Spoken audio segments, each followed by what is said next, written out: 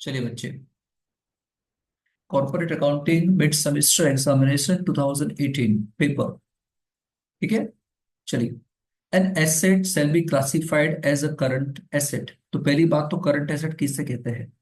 Current asset में क्या क्या आता था, अगर आपको याद हो तो इसके अंदर आता है क्या, ट्रेड रिसीवेबल्स आते हैं इसके अंदर। इसके अंदर आता है इन्वेंट्री, है ना। इसके अंदर आता है कैश एंड कैश इक्विवेलेंट, जिसको हम बोलते हैं सीसीई, है ना। शॉर्ट टर्म इन्वेस्टमेंट, ये सब चीजें इसके अंदर आती है। तो ये करंट एसेट है। तो it is it is expected to be realised in और इंटेंडेड फॉर सेल और कंजम्पशन। क्या करंट एसेट में ऐसा होता है? यस, है ना। इन्वेंट्री के अंदर जो स्टॉक होता है वो हम क्या करते हैं, उसको बेचते हैं ना। तो हम उसको सेल करते हैं ना। हेलो। या प्रोडक्शन प्रोसेस में इसको हम कंजम्पशन के लिए यूज कर देते हैं। ठीक है। चलो, it is held primarily for the purpose of being trading. Yes, inventory का पर्पस ही ये है कि उसको हम ला के बेचे, धंधा करें, बिजनेस करें, traded. And it is expected to be realised within 12 month after the reporting date, है ना। हाँ, इसे करंट एसेट बोलेंगे ना। 12 मंथ के बाद होगा तो वो नॉन करंट एसेट हो जाएगा। इसका मतलब तो ये हुआ कि ऑल ऑफ अबव।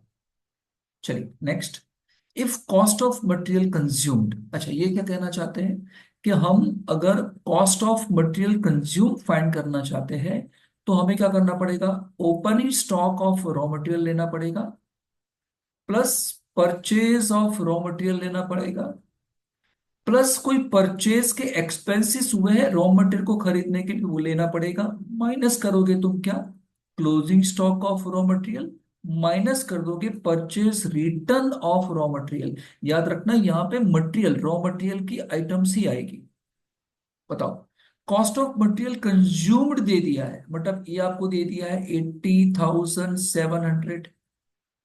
ये आपको दे दिया है cost of material consumed, raw material consumed ये दे दिया। फिर ओपनिंग स्टॉक कितना दे दिया था, 5,800। क्लोजिंग स्टॉक कितना दे दिया है, 6,000। तो क्लोजिंग स्टॉक आपको दे दिया है 6,000। तो परचेस कितना होगा, यानी ये परचेस कितना होगा ये आपको फाइंड करना है। तो सिंपल है ना। क्या सिंपल है, इन ऊपर की तीन आइटम क्या होती है, प्लस होती है। इसको हम प्लस करते थे और इसको हम क्या करते थे, माइनस। मतलब ये फिगर माइनस करने के बाद आई है तो माइनस करने से पहले कितना होगा, 86,700, है ना। और इस फिगर में इसको प्लस कर दिया है तो अगर माइनस कर दूं तो ये मिल जाएगा।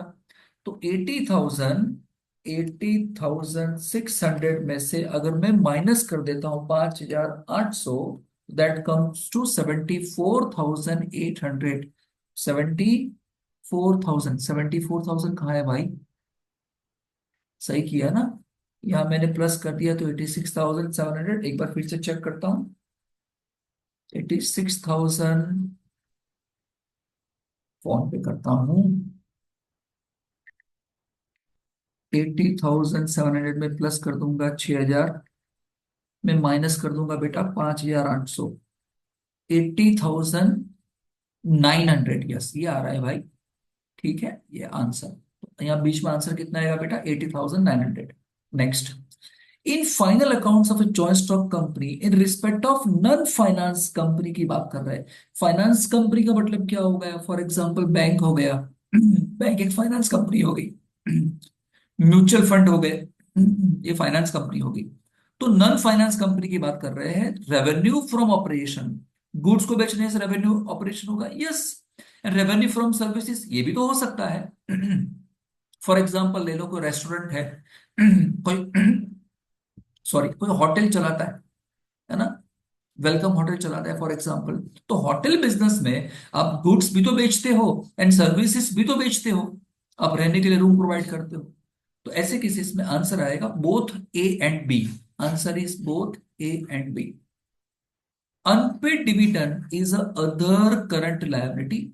ठीक है, इसके लिए आपको बैलेंस शीट पता होनी चाहिए। In final accounts of a trading company, trading company का फाइनल अकाउंट्स है। ट्रेडिंग कंपनी का मतलब क्या, जो परचेज और सेल करते हैं। Interest accrued on investment appear in the balance sheet as, देखो इंटरेस्ट अक्रूड का मतलब क्या, outstanding.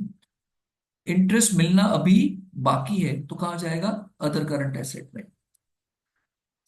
Every company having net worth of rupees dash और मोर। अच्छा, इसमें पूरी थियरी क्या है मैं आपको एक्सप्लेन करता हूं।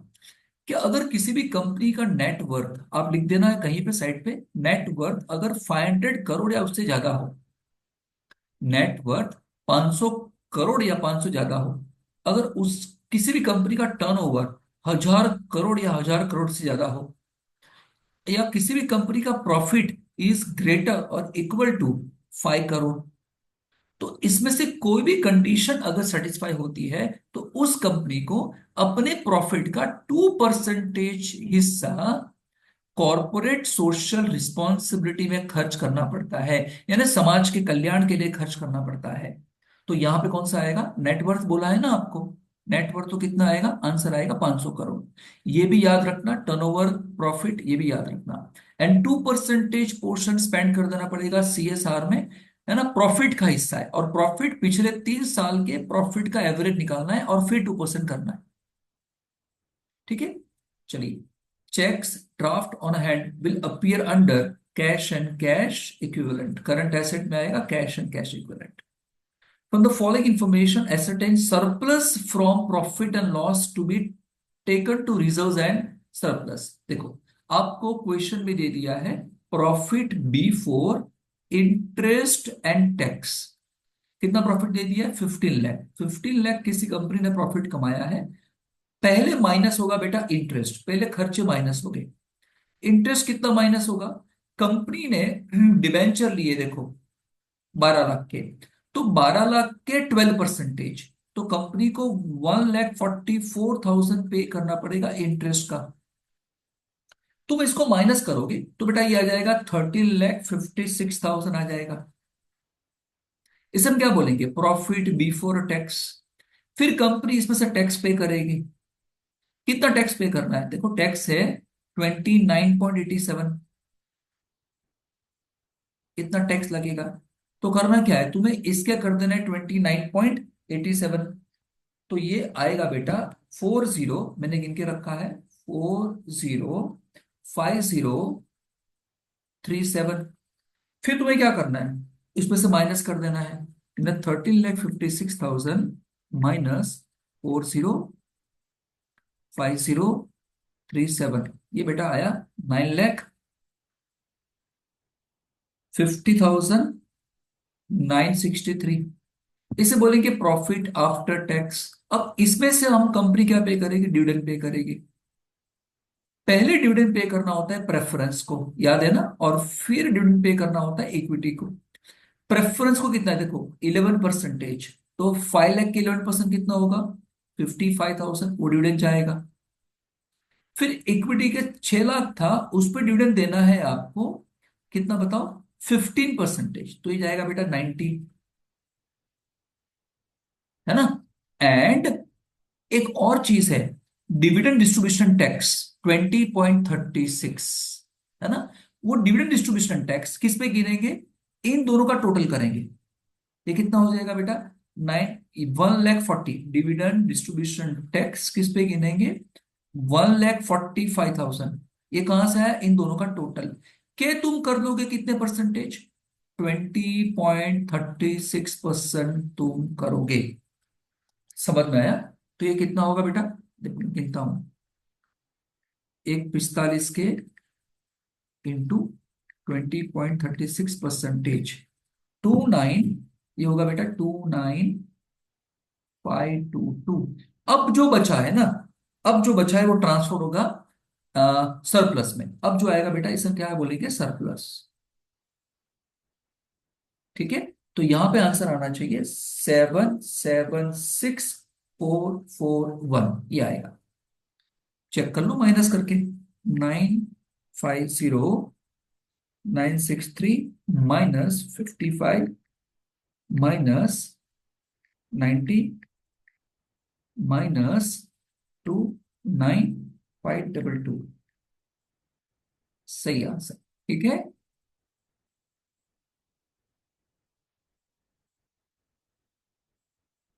क्लियर ना इतना? ठीक है, ये हमारा क्या हो गया बेटा? ये हमारा आंसर हो गया। ये हमारा आंसर हो गया। डन ना? वो स्क्रीन इतना क्लियर कि नहीं? Just second. हाँ,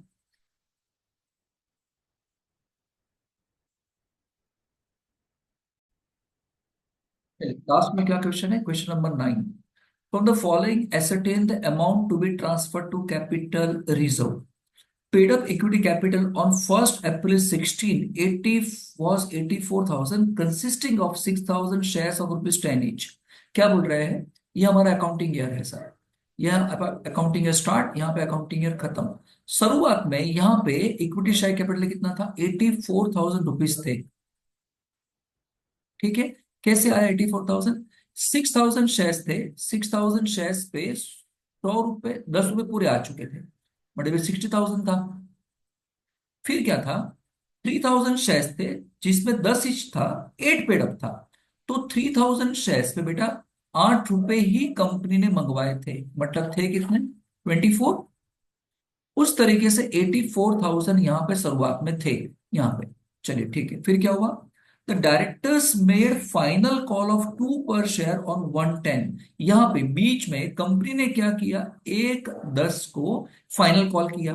मतलब ये जो था ना, 2 रुपए मांग बाकी था यहाँ पे, तो कंपनी ने 2 रुपए मंगवाने के लिए कॉल किया।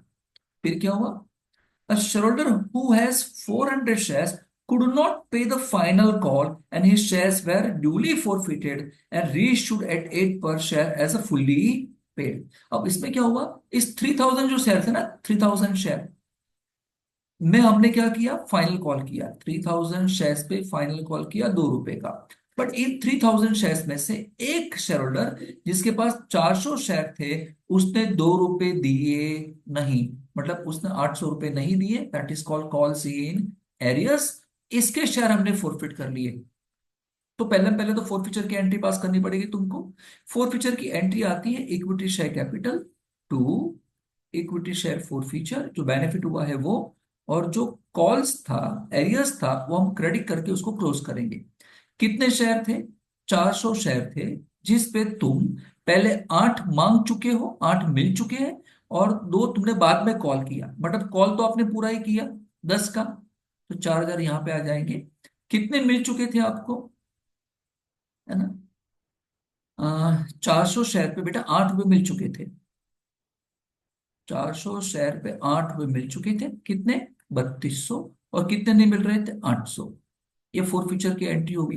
वो आपने क्या कर दिया? रीइश्यू कर दिया 8 पर शेयर। तो एंट्री आएगी रीइश्यू की, bank account debit, equity share forfeiture account debit to equity share capital. 400 के 400 शेयर, एक शेयर 10 का था, तो 4,000 मिलने चाहिए थे। आपने रीइश्यू कर दिया कितना? 400 इंटू 8 पे रीइश्यू कर दिया, मतलब 3200। एंड लॉस कितना हो गया? 800। Reissued rupees 8 per share as fully paid up. ठीक है ना? 8 पर रीइश्यू किया ना, मतलब ये आना चाहिए। तो फिर यहाँ पे जितना बेनिफिट उतना ही लॉस आ रहा है। गड़बड़ है क्या इसमें?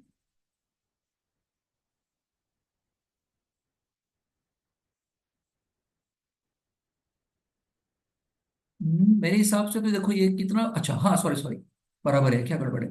देखो तो क्या हुआ बेटा, यहाँ देखो, यहाँ देखो। 3200 का फायदा हुआ था और 800 का लॉस हुआ। तो 32 माइनस 800 कितने बच्चे के बेटा? 2400। ये ट्रांसफर कर देंगे हम कहाँ पे? कैपिटल रिजर्व के अंदर। Answer is 2400। यहां तक क्लियर? चलिए क्वेश्चन नंबर 9 तक क्लियर। दूसरे पेज पे चलते हैं। Just second. Next question. Balance on 1 April 16, building का बैलेंस था, कॉस्ट दिया है आपको। तो 1/4/16 को बिल्डिंग का आपको कॉस्ट ही दे दिया है। जिस प्राइस पे बिल्डिंग को खरीदा था भूतकाल में 6 लाख पे, ये आपको दे दिया है। और फर्नीचर का भी आपको कॉस्ट दे दिया है, COST कॉस्ट दे दिया है कितना? 2 lakh. Provision for depreciation on building, इस बिल्डिंग पे ऑलरेडी हम डेप्रीशिएशन पिछले सालों का लगा चुके हैं। प्रोविजन फॉर डेप्री का मतलब क्या होता है, पिछले साल की इंफॉर्मेशन है। 95,100 बिल्डिंग पे लगा चुके हैं और यहाँ लगा चुके हैं 19,000। ठीक है। Provide depreciation under RBM method से लगाना है। याद रखना, आरबीएम मेथड के लिए आपको बुक वैल्यू चाहिए होगी। क्या चाहिए होगी? Book value. और बुक वैल्यू पिछले सालों का डेप्री लेस करने के बाद ही मिलेगी। तो पहले आपको इसको माइनस करना पड़ेगा। ठीक है। 9 5 10, 5 6 4 1 10, और ये हो जाएगा, क्या है, 50, जस्ट सेकंड गलती हो जाएगी, 6 लाख माइनस 95,100, ये बेटा आ गया 504, और यहाँ पे आ जाएगा 1,81,000। ठीक है। अब तुम्हें डेप्री लगाना है कितने परसेंटेज? बिल्डिंग पे 25.89, बिल्डिंग पे 25.89, क्योंकि तुम्हें लगाना है कौन सी मेथड से, आरबीएम से, तो इस पे लगाएंगे। अगर बोला होता ना एसएलएम मेथड बोला होता तो मैं इस पे लगाता, कॉस्ट पे लगाता, बट भी आपको बोला नहीं है, तो इस पे लगा दूंगा इनटू 25.89%। ये हो जाएगा 130,718, जिसको माइनस कर देंगे 504900 में से, तो ये बेटा आएगा 374181। कहाँ है ये? क्या गलत किया मैंने? Just second. बिल्डिंग का वैल्यू कितना था? 6 लाख।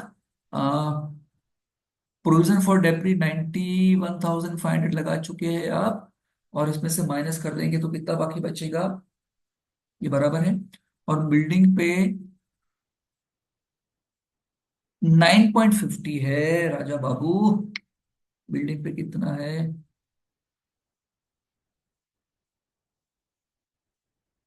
फिर से गिनना पड़ेगा।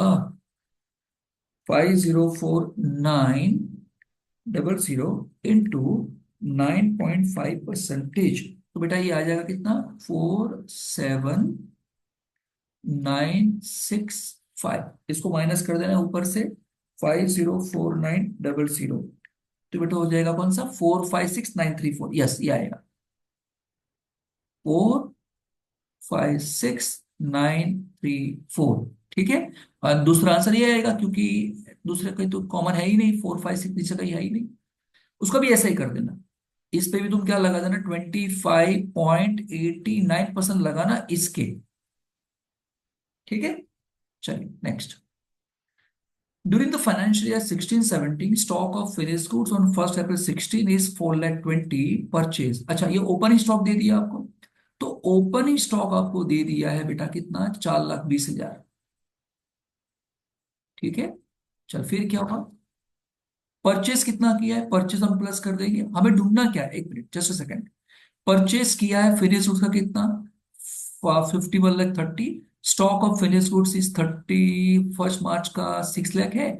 Find out amount to be shown in profit and loss account under change in the inventory. ओहो, तो इसमें क्या आएगा देखो, प्रॉफिट एंड लॉस अकाउंट में change in the value of inventory में हम क्या करते थे? हम दिखाते थे opening stock of finish goods plus opening stock of semi finish goods, ये दोनों प्लस कर देने हैं। में से माइनस कर देना है क्या? Closing stock of finish goods minus closing stock of semi finish goods. इस वाले क्वेश्चन में सेमी फिनिश गुड तो दिया ही नहीं है। ओपनिंग कितना दिया था आपको? ओपनिंग दिया है 4,20,000, और क्लोजिंग कितना दे दिया था? 6 लाख। बताओ, 4,20,000 में से 6 लाख माइनस करोगे कितना आ जाएगा? 1,80,000। ठीक है, तो आंसर इज 1,80,000 माइनस। ये आपको दिखाना पड़ेगा।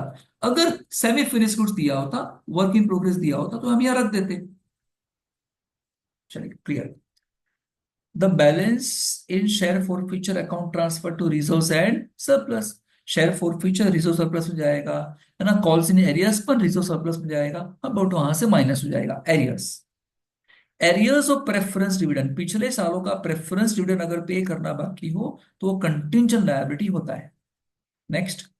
कैलकुलेट द टैक्स पेएबल, आपको जानना है कि टैक्स रिफंड, टैक्स पेएबल कितना होगा, टैक्स रिफंड कितना होगा। अगर आपको टैक्स पेएबल या टैक्स रिफंड जानना हो तो ग्रॉस टैक्स लायबिलिटी को एडवांस से कंपेयर करना होता है, एडवांस पेमेंट ऑफ टैक्स से कंपेयर करना होता है। ठीक है, बताओ ग्रॉस टैक्स लायबिलिटी आई कितनी थी, 1 लाख रुपए, आपको 1 लाख पे करने हैं गवर्नमेंट को। आप कितना पे कर चुके हैं, एडवांस टैक्स कितना दे चुके हैं, 140 आप दे चुके हो। तो पे करना था 1 लाख, आपने पे कर दिया 140, तो 40,000 आपको रिफंड मांगना पड़ेगा। तो answer is tax refund. Calculate the adjusted profit for the years from the, अच्छा ये आपको पूछेंगे नहीं, ये गुडविल का क्वेश्चन, गुडविल चैप्टर का क्वेश्चन है, तो ये नहीं पूछेंगे। ठीक है, चलिए next. Dash is the time between acquisition of asset for processing and the realization in cash and cash equivalent। इसका आंसर आना चाहिए operating cycle, cash flow system, ये गलत आंसर है। चलिए, mastheads and publishing titles are the intangible assets, ये कौन सी एसेट्स है, इंटेंजिबल एसेट्स है। चलिए नेक्स्ट है, just a second,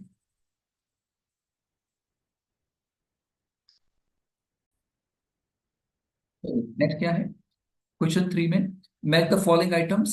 claim of 5,000 for workers compensation is being disputed, तो बेटा ये कंटिंजेंट लायबिलिटी है, ये क्या है, ये है कंटिंजेंट लायबिलिटी। चलिए, market value of non current investment, आपको डिस्क्लोजर है ये, बेटा ये क्या है, ये डिस्क्लोजर है, तो सामने तुम ऑप्शन सिलेक्ट कर लेना। एंड पीछे आपको दिया है फैक्ट्री क्लोजर का खर्चा, ये एक्स्ट्रा ऑर्डनरी आइटम है, फैक्ट्री क्लोजर जो होता है ना वो एक्स्ट्रा ऑर्डनरी होता है, तो तुम जरा मैच कर लेना। चलो नेक्स्ट पेज पे चलता हूं, पता चले आपको।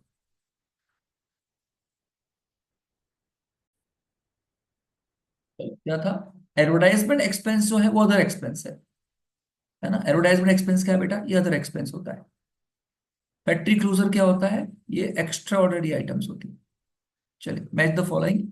मिसलेनियस रिसिप्ट ये अदर इनकम है, इंटरेस्ट ऑन बैंक लोन ये फाइनेंस कॉस्ट है, सैलरी एंड वेजेस ये एम्प्लॉइज बेनिफिट है, एंड रेंट ये ऑफिस का खर्चा है जो हम अदर एक्सपेंस में लिखते हैं। In the books of the X Limited, equity share on 1st April 19 stood 960, that is 80,000 equity shares fully paid up 7 and 20,000 equity shares 8 paid up। फिर से क्या बोल रहे हैं, ये हमारा अकाउंटिंग ईयर है। देखो यहाँ पे शुरुआत में यहाँ कितने हैं, इक्विटी शेयर कैपिटल 9,60 है, ये 960 कैसे आया, ऐसे कह रहे हैं कि 80,000 इक्विटी शेयर्स थे, वो फुल्ली पेड अप है 10 इंच, यानी हो जाएगा 8 लाख। फिर क्या बोलते हैं, 20,000 इक्विटी शेयर्स है जो 8 पेड अप है, तो ये हो जाएगा 1,60,000, तो इस तरह से हो जाएगा 9,60,000। ठीक है, तो ये हो गया 9,60,000। फिर the directors made a call of 2 पर शेयर ऑन 110, यहाँ पे कंपनी ने कॉल किया, है ना, जो ये 8 वाले थे ना, तो यहाँ पे कॉल कर रहे हैं, तो 2,000 शेयर पे 8 रुपए ही आए थे, तो बाकी के 2,000 शेयर पे 2 रुपए मंगवाने बाकी थे। अब ये कॉल कर रहे हैं 1:10 को, क्या हुआ, a shareholder could not pay the call on 50,000, ये 20,000 था, या है ना, दो मंगाने 20,000 था।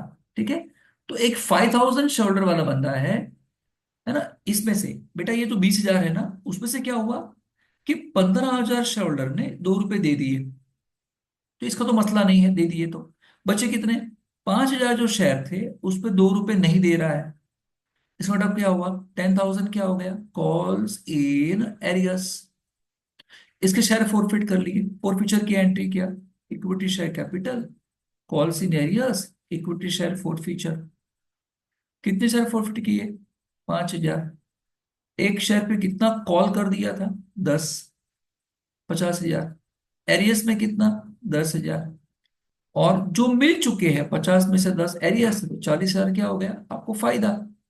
इसको रीइश्यू किया, रीइश्यू की एंट्री क्या, bank, equity share forfeiture to equity share capital, सबके सब शेयर रीइश्यू कर दिए।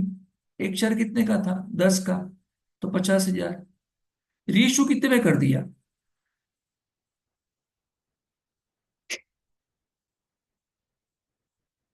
बेटा रीइश्यू में कितने किया? रीइश्यू में आपने किया, कहाँ गया,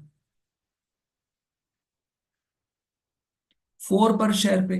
तो आप क्या करोगे, 5,000 शेयर्स थे, 4 पे रीइश्यू कर दिए, मतलब कितना, 20। कितने नहीं मिले? 30,000। ये तो लॉस हो गया, तो फोर में ट्रांसफर करो। फायदा हुआ 40 का, लॉस हुआ 30 का, माइनस करो। नेट कितना डिफरेंस आया? 10,000। Transfer to capital reserve. ये हम कैपिटल रिजर्व में ट्रांसफर करते हैं।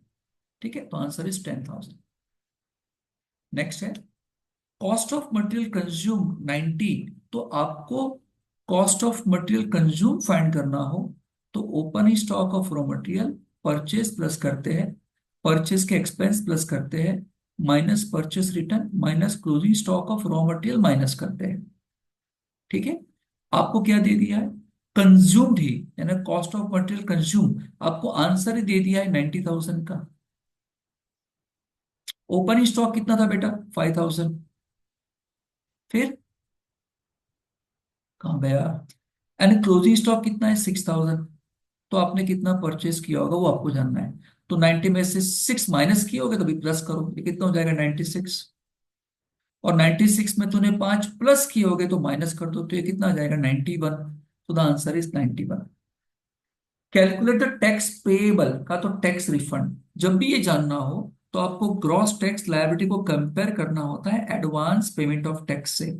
आपकी लायबिलिटी आई कितनी है बताओ? 2 लाख रुपए। और आपने कितना एडवांस दे चुके हो? 140।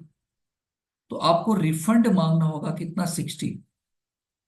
An asset is shall be classified as current when it satisfied following criteria। ये मैं आगे सिखा चुका हूं, तो फिर से नहीं। प्रीपेड एक्सपेंस को हम अदर करंट एसेट में दिखाते हैं। Claim for 46,000 for workers compensation being disputed by the company will be disclosed। इसको हम दिखाते हैं बेटा कंटिंजेंट लायबिलिटी के अंदर। ठीक है, चलिए लास्ट 3। Just a second.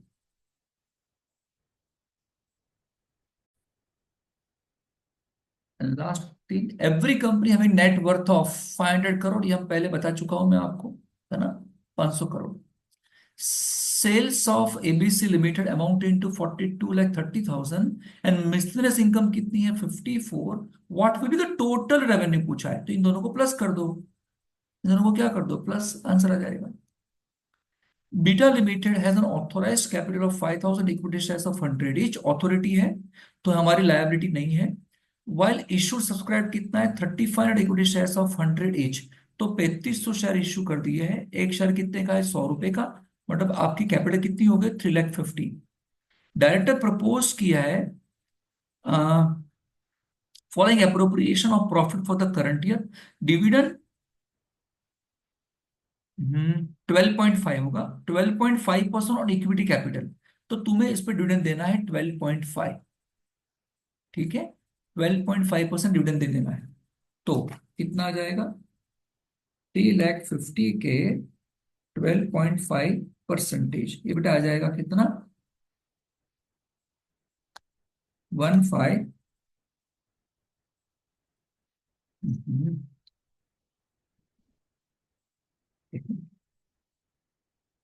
3,50,000 के 12.5%। 43 कितना आएगा बेटा? 43,750। अच्छा, यहाँ तो अलग लिखा है। Director proposed the following appropriation of profit for the current year, dividend this and this. What will be the proposed dividend and dividend the, okay, 12.5 से तो इतना ही आ रहा है, 3,50,000 है ना, के 12.5%, 43,750 ही आ रहा है। अब यहाँ पे 42 है, तो क्या होना चाहिए देखो, 3,50,000 के 12%। हाँ बेटा, ये क्या होगा पता है? 12% होगा। वो जो 12%, 0.5 नहीं होगा, वो परसेंटेज जगह 5 वो प्रेस हो गया होगा उससे, तो 12% करोगे ना तो ये आ जाएगा 42। तो 12%, 12% तो कितना आ जाएगा 42। और जितना डिविडेंड दो ना उस पर डिविडेंड डिस्ट्रीब्यूशन टैक्स कभी हुआ करता था, अभी डीडीटी आपको आएगा नहीं। तो इस 42,000 के आपको कर देना है 20.56, तो ये आ जाएगा 8635। एंड फैक्ट्री क्लोजर का खर्चा एक्स्ट्रा ऑर्डिनरी होता है। क्लियर? 2023 का पेपर हम कर चुके हैं ऑलरेडी। ठीक है सर।